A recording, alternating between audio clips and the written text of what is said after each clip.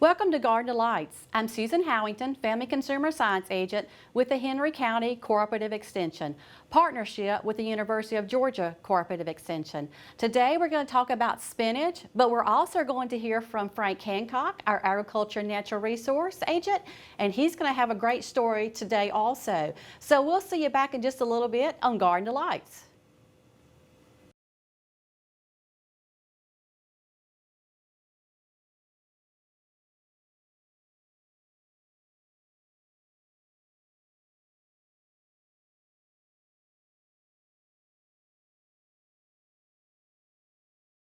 Welcome back to Garden Delights. Today we're talking about spinach, and you're going to hear from Frank later, but let's talk about spinach and the wonderful nutrients that spinach can give to us and make us feel really good. You know the old story about Popeye and the Sailor Man and how he ate all that spinach and it always looked like he built his muscles up, and so you know it was something about that because it does do a lot of good things for our body. So let's talk about spinach.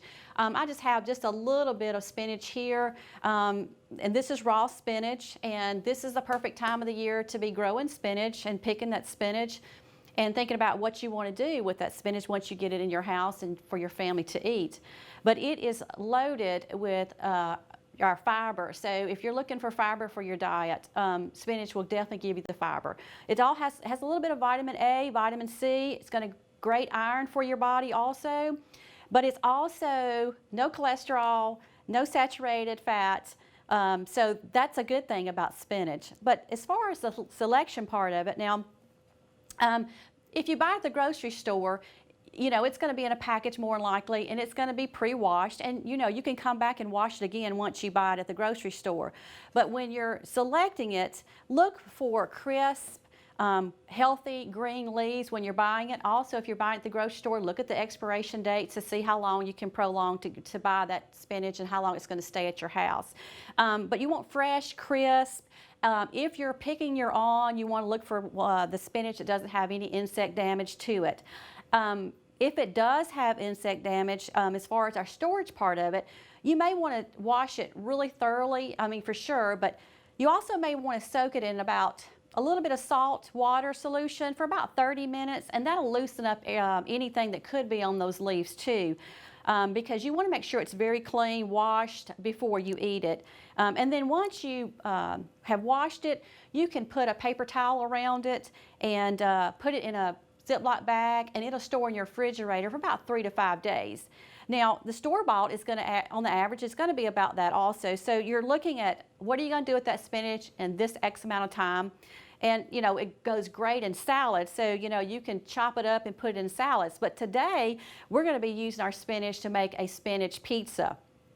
So as you can see, spinach is very good for us, and you can put it in a lot of good things as far as when we're cooking. So we come back, we're going to be hearing from Frank Hancock, our Agriculture and Natural Resource Agent.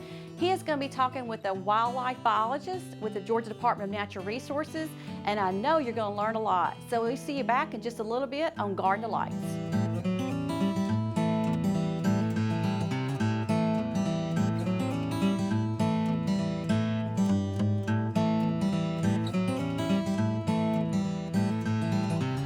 Okay, today we're out here with Emily Rushton. Emily is a wildlife biologist with the Department of Natural Resources, and her office is in Henry County. Some of you may not be familiar with that, but I'm going to let Emily tell us what she does with private landowners in her job with the Department of Natural Resources. Thanks. Like Frank said, I'm Emily Rushton. I am with the Private Lands Program in Georgia Department of Natural Resources, Wildlife Resources Division. The Private Lands Program was started in 1995 to assist private landowners with any wildlife objectives they might have on their property. Over 90% of Georgia is privately owned, so it's in the interest of Wildlife Resources Division to assist private landowners to help wildlife populations across the state. What we do is we go out, we're available for site visits to look at your property, to assist you with any wildlife management objectives you might have. We can write a management plan, we can write management recommendations, and we also work closely with other agencies to provide financial assistance if you are interested in that. Emily's office is over in the Aubrey Harvey building over on Phillips Drive. She's got an office in with the Natural Resource Conservation Service, and I think they have some programs that can assist landowners. One of the things that Emily does, in fact, where I met Emily was at a seminar talking about quail habitat, and I think that's part of what you do. It is. The Bobwhite Quail Initiative is in the private lands program. Bobwhite quail were once abundant across Georgia, and they've declined significantly in the last 50 or so years. So what we try to do is assist landowners specifically with quail management objectives, things like burning on their property, keeping their pine stands thinned, managing wildlife openings with native grasses for quail, and if they have a huntable population, helping them with their hunt management. And like Frank said, I'm with the Natural Resources Conservation Service. We have a partnership agreement where we work very closely with them to provide financial assistance through several different programs to provide cost share for these different habitat management practices. And I know we have had a pretty serious decline in our quail population here in Henry County for sure, with all the urban development that we've had and the changes in our farming practices. So Emily is a resource that our private landowners can use to better prepare for their wildlife, not only quail, but turkeys and deer and whatever they might have on their mind as far as getting the wildlife done. I think also, Emily, one way that folks can contribute to this, I think, through this license plate program, the wildlife. You can. A major contributor, well, in fact, the biggest state funds for wildlife for the Bobwhite Quail Initiative come through our license plate sales, and I have an example of one here. This one has quail and deer and turkey on it. We also have a bald eagle license plate and a trout license plate, and the bald eagle license plate contributes funds to the non-game conservation section. So that provides funds for any wildlife species that are not hunted or fished in the state. Okay, and you got resources for the homeowners? I do. This is a publication we put out. It's our Landowner's Guide to Conservation Incentives in Georgia. This is a publication that's available on our website, which is georgiawildlife.com, and it goes through all the different financial programs that we can assist with getting funds for conservation practices. And we just put out a new edition in May of this year. Let's talk a little bit about a site inspection. We're out here on a farm that does some wildlife plantings. What kind of things do you look for when you go on a site inspection with a landowner? Well, the three main components for wildlife habitat are food, shelter, and space. So, a farm out here like this is a good, they have space, and you want to provide a food source, year-round food sources, oak trees, a variety of oak trees for hard mast, native plants, native grasses for quail habitat that can provide cover and a food source. Soft mast species such as blueberries, blackberries, persimmons, beautyberries, those can all provide mast sources for different parts of the year. You also want to look at your shrubbery type. You want to have some shrubs, some hedgerows. Right here we have Chinese privet, which is actually an invasive species. So something to consider would be removing the Chinese privet and then planting something like plum or hawthorns. Those can enhance your wildlife habitat. You can also, even on a smaller scale, you can put brush piles in your yard. You can leave the leaf litter when you rake your yard in the fall, just put piles of leaf litter. Consider planting a native garden. Those are all things that you can do on a large tract of land or on a smaller scale to benefit wildlife habitat. Okay. Well, we appreciate that information. This is, I imagine a lot of our viewers are not even aware that that resource is available to them. And now we'll go see what Susan's cooking in the kitchen.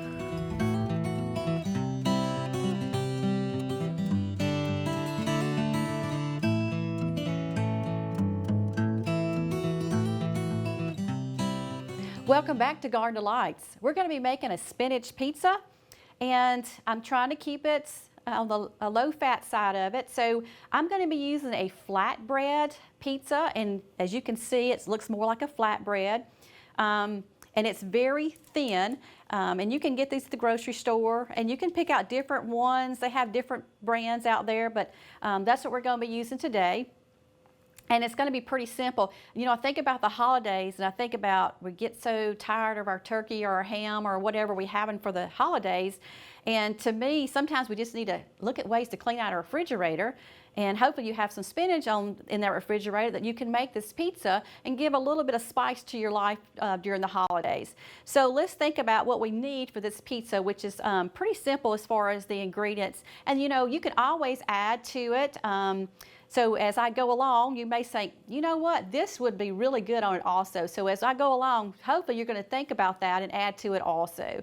What you're going to need, and I talked about spinach earlier, and you know, spinach, once you pick your spinach, like any greens, it's going to cook down once you start cooking it. So if you think you have a lot of spinach, like this ended up being like 2 cups of spinach, and now look what it looks like. So as you realize, greens will cook down, and you're not going to have as many as you think you are when you start with this recipe. So this is about 2 cups, and this is probably going to be enough for me to spread out on this pizza. And if you have a larger pizza or you're making more, you want to kind of add more spinach to your recipe. Now I did saute this spinach in about a little bit of olive oil and also garlic. So you're going to do that to give it a little taste. I did a little bit of salt and pepper on it, so it's got its season on it now.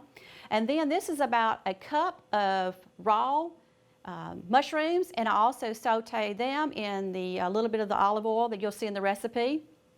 And then just to add a little bit of color, and great tomatoes, and actually these tomatoes were grown in our back of our area that I work in. So Frank has done a wonderful job with our tomatoes. And then we're going to add a little bit of the Alfredo sauce to the base part, and then we're going to add some cheese. And we're going to bake this for 8 to 10 minutes, depending on your oven, about 350. And really until you see your cheese melted. And once you see that, it's ready to go. So let's go ahead and bake this pizza. So I'm just going to get a little of the Alfredo sauce, and I'm just going to run it down the center of it. And you know, most pizzas, they'll tell you don't go all the way to the edge, so I'm going to try not to do that. I'm going to try to keep it a little bit for the edge, because when you pick up your pizza, a lot of times you want it to where you don't have to pick up any parts of what's on the pizza, so you keep your fingers clean. And I've got my pan lined with some foil, and I'm going to see how well this spreads right here,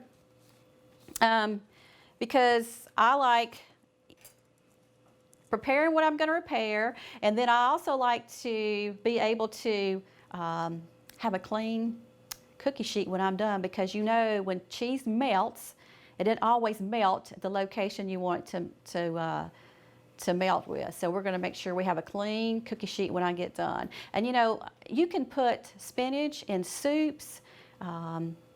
You can saute it. You can put it in a salad. And it just makes it taste so much better, and you know you're getting a little bit more health benefits from that spinach by putting it in there. I'm going to put just a little bit more sauce on these, just to make sure I have enough. I'm going to kind of move it out to the edge,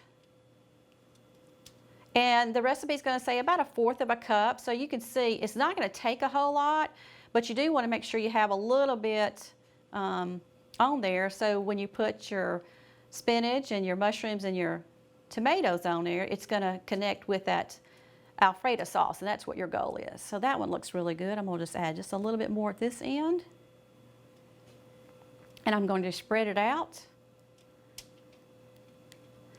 And you know, like I said, when you're looking in your refrigerator and thinking of ways to clean it out during the holiday, you may think of some other great things to add on the pizza to make it even healthier. So just come up with your other ideas if you want to add to it. And that looks really good. Got it to the edges. It looks like it's evenly done. And see, I didn't use a whole lot. So what we want to do now is we want to go ahead and put our spinach on.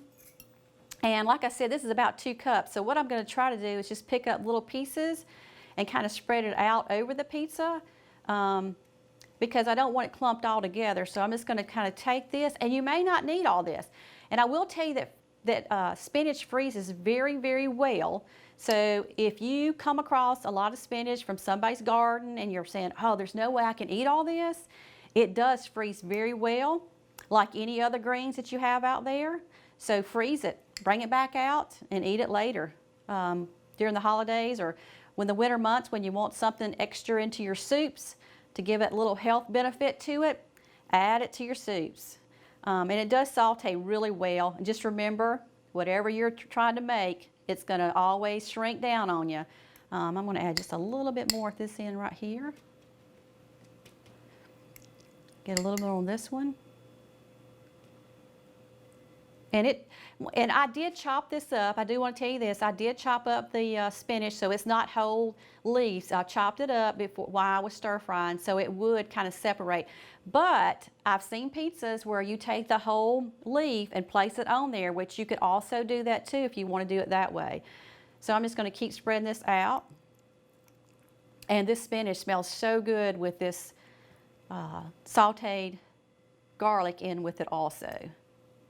And you can see I'm using very little sauce, so we're trying to keep it where the pizza's not going to be too high calories. And this flatbread's only about 120, so for the whole piece, so that's not really bad as far as the calories goes.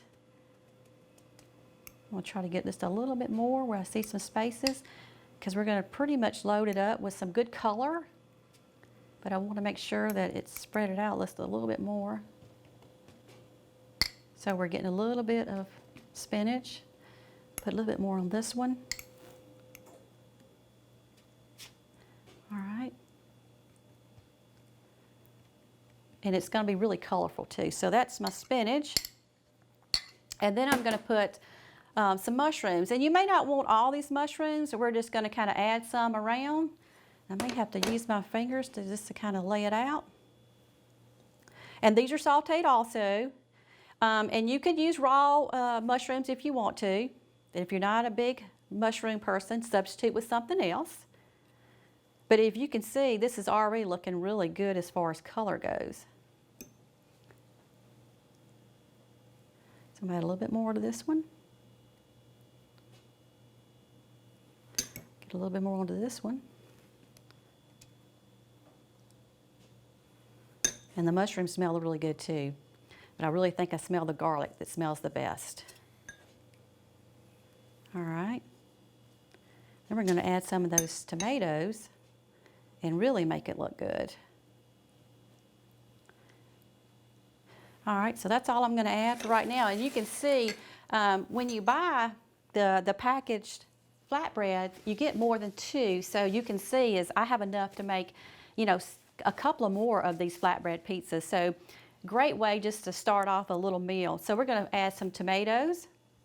And what I did is I just took the tomato, washed it, and then I just kind of sliced it really, really thin because I don't want it real thick. I want it to be able to blend in with the other parts of it so it cooks evenly when I put it in the oven also. So as you can see, they're pretty thin. I've quartered them a little bit so it fits on the pizza. And you can leave them whole. If you had like cherry tomatoes or smaller tomatoes, you could leave them whole if you wanted to. But doesn't it look pretty already, just the color of it? And then, of course, my favorite part to end it out, we're going to add that cheese to the top of it.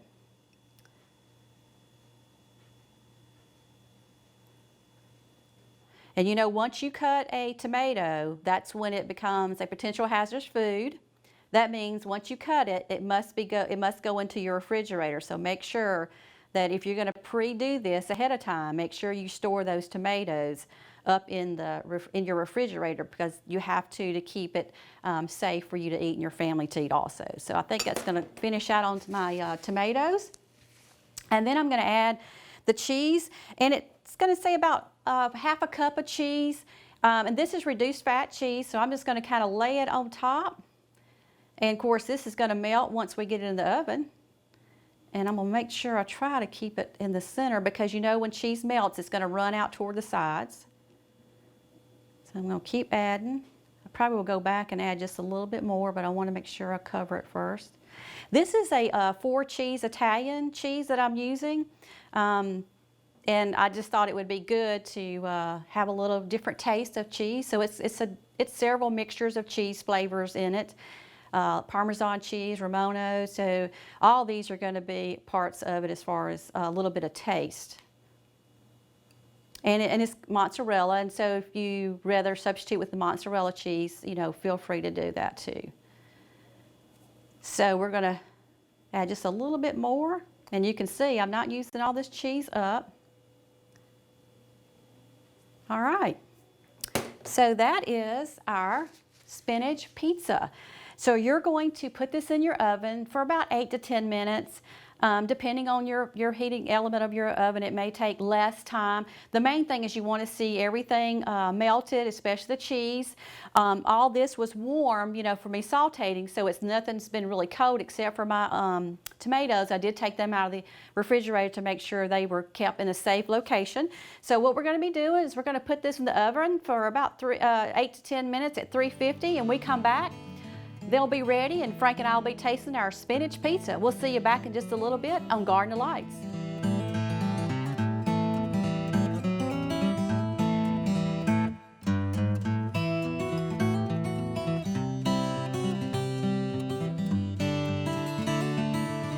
Welcome back to Garden of Lights. We have Frank with us, and Frank, we're going to be tasting a spinach pizza.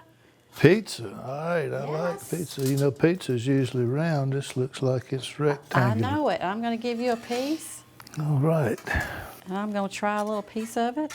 And it's hot, so don't put a big piece in your mouth and burn your mouth up. So, can you pick it up? Be like one of those ads on TV, eating something hot. Okay, I'm going to try it.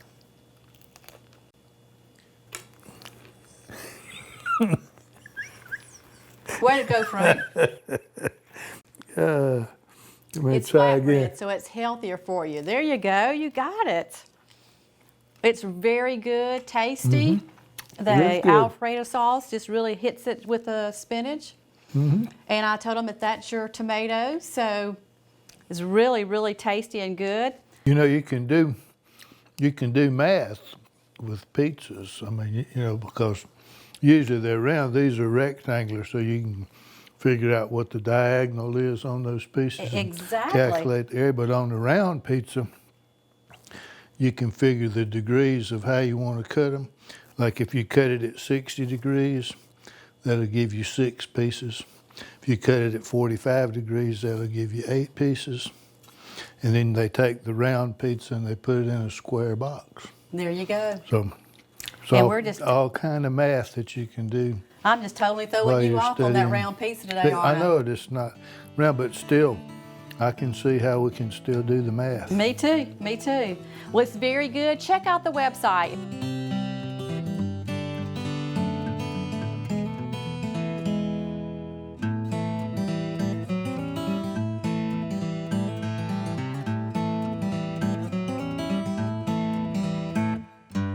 Buy some spinach, put it on your list, and we'll see you next time on Garden of Lights. Then you can eat your homework when you get through doing That's the math. true.